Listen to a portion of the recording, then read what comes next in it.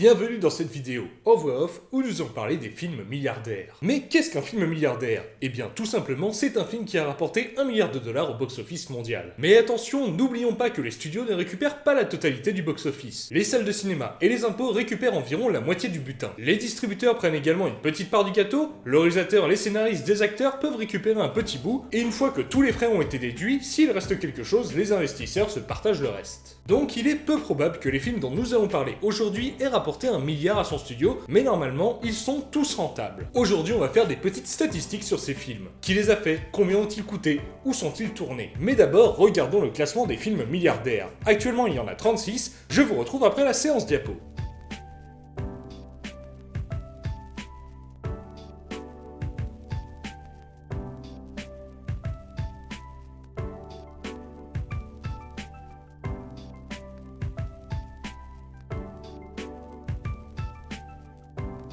Pour commencer ces petites statistiques, je vous propose de voir la provenance de ces films. Regardons lesquels ne viennent pas d'un studio américain.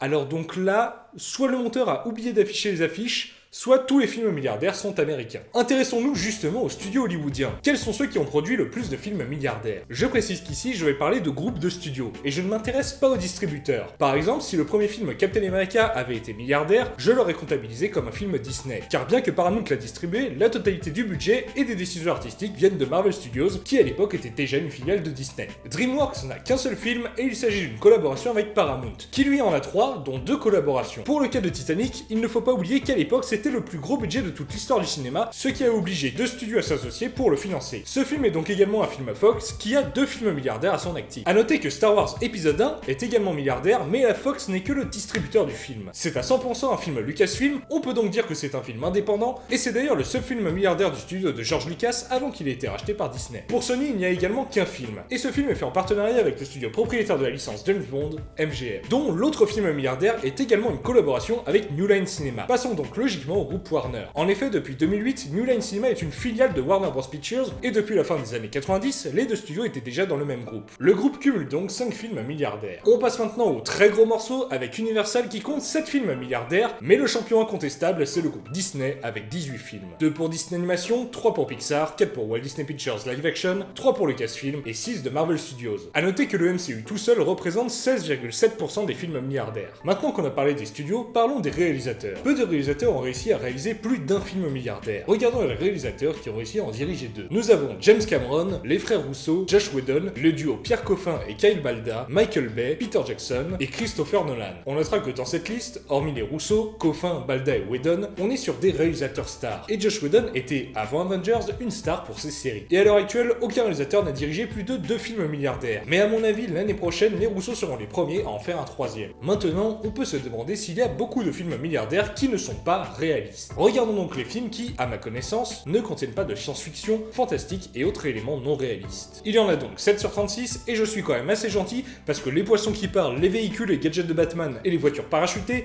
je suis pas sûr que ça soit si réaliste que ça. Donc les chiffres confirment ce qui était une évidence, les gens kiffent les films de geeks.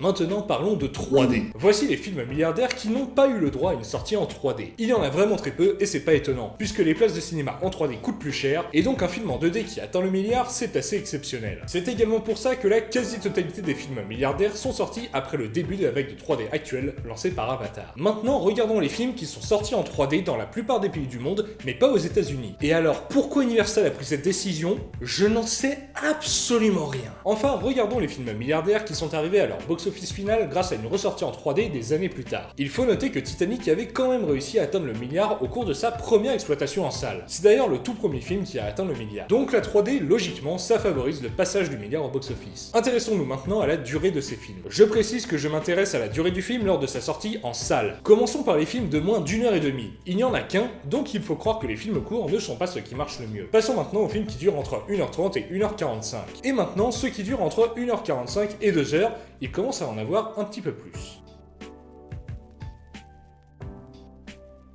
Entre 2h15 et 2h30, il y en a encore un peu plus, entre 2h30 et 2h45 un peu moins, et au-delà de 2h45, il n'y en a plus beaucoup. Seul Titanic et Le Retour du Roi dépassent les 3 heures. En moyenne, les films milliardaires durent donc 2h et 16 minutes. Et on peut se poser la question, est-ce que le grand public préfère les films de plus de 2 heures, ou est-ce que les films les plus appréciés par le grand public durent plus de 2 heures, mais que le public se fiche de la durée? J'en sais rien. Maintenant, parlons de budget. Je précise que c'est quelque chose dur à trouver. C'est des estimations et il y a diverses sources qui se contredisent. Donc à chaque fois, j'ai pris les sources qui me paraissent les plus fiables. Commençons par les films qui coûtent moins de 100 millions, et il y en a quand même assez peu. Il en est de même pour les films qui ont coûté entre 100 et 150 millions de dollars. Il y en a beaucoup plus qui ont coûté entre 150 et 200 millions, il y en a aussi beaucoup qui ont coûté entre 200 et 250 millions. Et il n'y a que 2 films qui sont au-delà des 250 et même des 300 millions. C'est vraiment des budgets très rares et hors normes. Ce qui nous fait donc une moyenne de 193 millions et demi de dollars de budget. Ce qui est énorme. Il est donc clair que les films qui rapportent le plus sont aussi parmi ceux qui ont coûté le plus cher. Maintenant, regardons où sont tournés ces gros films. Pour chacun d'entre eux, je suis allé chercher l'état américain ou pays où le plus gros du tournage a eu lieu. Et pour les films d'animation, je me suis intéressé à où a été faite l'animation. On pourrait penser que tous ces gros films ont été tournés en Californie, eh bien non. Sur les 36 films milliardaires, il n'y en a que 9 qui ont été principalement tournés dans l'état de l'industrie hollywoodienne. Il y a 10 films milliardaires qui ont été tournés principalement aux États-Unis, mais en dehors de la Californie. La moitié d'entre eux ont été tournés en Géorgie, car l'État est très sympa sur les crédits d'impôt, et puis il y a des décors variés. Il accueille donc le tournage d'énormément de films de tout genre et tout budget. C'est aussi là qu'est tournée la série Walking Dead. Et donc en tout, il y a 19 films milliardaires principalement tournés aux États-Unis. Ce qui fait qu'il y a donc beaucoup de films tournés principalement en dehors des États-Unis. Un au Mexique, 2 en France, 3 en Nouvelle-Zélande. A noter que pour Avatar, les scènes en capture de mouvement étaient tournées en Californie et les décors naturels étaient aussi aux États-Unis, mais j'ai l'impression que le tournage en studio en Nouvelle-Zélande était le plus long. Et pour finir, il y a énormément de tournages au Royaume-Uni. Logique, ils parlent anglais, il y a des gros studios, des décors variés et des petites aides financières qui font bien plaisir, même quand t'as déjà un budget énorme. Pour finir, il est temps de parler de la représentation des différents êtres humains sur les postes importants. Et on va commencer par s'intéresser en premier au réalisateur. Voyons les films milliardaires dont le réalisateur n'est pas américain. A noter que Moi Moche et Méchant 3 et Les Mignons ont été co-réalisés par un américain et un français. Et ces deux films, ainsi que Jurassic World 2, sont les seuls où le réalisateur non américain vient d'un pays où la langue n'est pas l'anglais. Cela semble montrer qu'il est plus facile de réaliser un gros blockbuster en étant américain qu'en ne l'étant pas. Mais ça peut paraître logique, puisqu'a priori, en Californie, où sont basés les majors du cinéma, il doit être plus facile de trouver un américain qu'un non américain. Par contre, chose que je trouve beaucoup plus étonnante, il n'y a que 3 films milliardaires dont le réalisateur n'est pas blanc. Et personnellement, je trouve ça très flippant qu'il est plus facile de réaliser un film hollywoodien milliardaire en n'étant pas américain qu'en n'étant pas blanc. Mais les hommes non blancs dans ce domaine restent légèrement mieux lotis que les femmes. Seule La Reine des Neiges a été réalisée par une femme. Et encore, c'est une co-réalisation avec un homme. Le meilleur résultat au box-office d'un film réalisé uniquement par une femme, c'est Wonder Woman qui, avec 821,8 millions au box-office, est à l'heure où j'enregistre le 70e film qui a le plus rapporté en salle. Intéressons-nous aux femmes sur quelques autres gros postes. Il n'y a qu'un seul film dont la photographie est l'œuvre d'une femme. Un seul également où une femme a travaillé sur la musique, en l'occurrence c'était sur les chansons et elle n'était pas seule. Seulement 5 films milliardaires sont co-montés par au moins une femme et 3 entièrement montés par une femme. 6 films sont coécrits par au moins une femme et un seul a été entièrement écrit par une femme. Et enfin, parlons des productrices. J'ai compté pour chaque film milliardaire le nombre de femmes créditées comme producer, co-producer ou executive producer. Si vous ne savez pas vraiment à quoi correspondent ces termes, j'ai fait une vidéo sur le sujet. Car non, un producteur c'est pas nécessairement quelqu'un qui a financé le film. Seulement 8 films n'ont aucune productrice créditée. Mais bon, ça fait quand même presque un quart des films milliardaires, donc c'est beaucoup. 14 ont une productrice, 9 en ont 2. On notera que déjà tous les films de Marvel Studios en ont au moins une, puisque Victoria Alonso, la vice-présidente en charge des effets visuels et de la post-production, et depuis peu de la production physique de Marvel Studios, est créditée dans tous les films du studio, à l'exception de l'incroyable Hulk. Seulement un film milliardaire a 3 productrices, 3 en ont 4, et c'est lié au fait que Lucasfilm est dirigé par Kathleen Kennedy, qui est productrice de tous les nouveaux Star Wars, et qu'elle a assemblé autour d'elle une équipe d'exécutifs de studio assez paritaire, ce qui est beaucoup trop rare à Hollywood. Et enfin, seul le Hobbit a 5 productrices, coproductrices ou productrices exécutives. On constate donc qu'il y a encore de gros problèmes d'égalité à Hollywood. Mais franchement, qui s'en doutait? D'autant que c'est malheureusement loin d'être un problème présent uniquement dans l'industrie du cinéma. Et c'était donc la dernière statistique sur la film milliardaire que je voulais vous présenter aujourd'hui. J'espère que ça vous a intéressé. Si vous avez aimé cette vidéo, n'hésitez pas à mettre un pouce en l'air.